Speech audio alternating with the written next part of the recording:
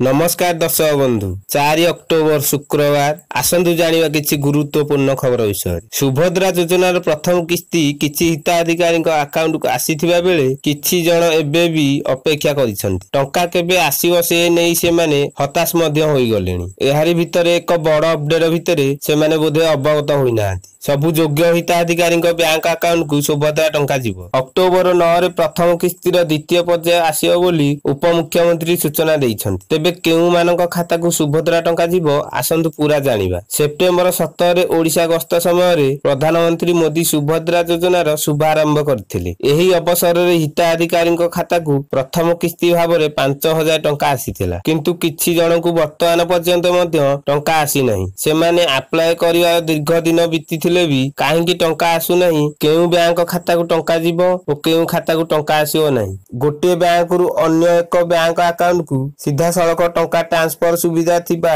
खाता को सुभद्रा टंका प्रदान करिवे सरकार। जदि एमिति सुविधा नथिबो तेबे सेही अकाउंट को टंका आसीबो नाही। केवल सेतिकी नुहे, आधार संजोग थिबा बैंक अकाउंट को ही टंका आसीबो। एहारी भितरे प्राय 97 लाख पाखापाखि लोके सुभद्रा योजना पई आवेदन करथिले। आमे 25,11,000 लोकन को देइछु। आहुरी गोटिए सप्ताह भितरे 1 कोटी लोकन को आवेदन बोधे आसी जाइथिबो। ई केवाईसी पई टिके समय लागुछि बोली कहिसंती प्रभाती परिजा। सुभद्रा योजना कोटिए लोकन पाखरे पहुंचिया पई 1 रु स्लैब हेबो। जेउ माने आवेदन करिसंती सरकार समस्तंकर वेरिफिकेशन करिबि। एथर 25,11,000 लोकन पाखे पहुंचिबो। पे सिस्टम सुविधा अछि बोली कहिसंती उपमुख्यमंत्री। आगकू एही भली भल भल अपडेट जानिया पई लाइक, सब्सक्राइब एवं कमेंट करंतु। नमस्कार।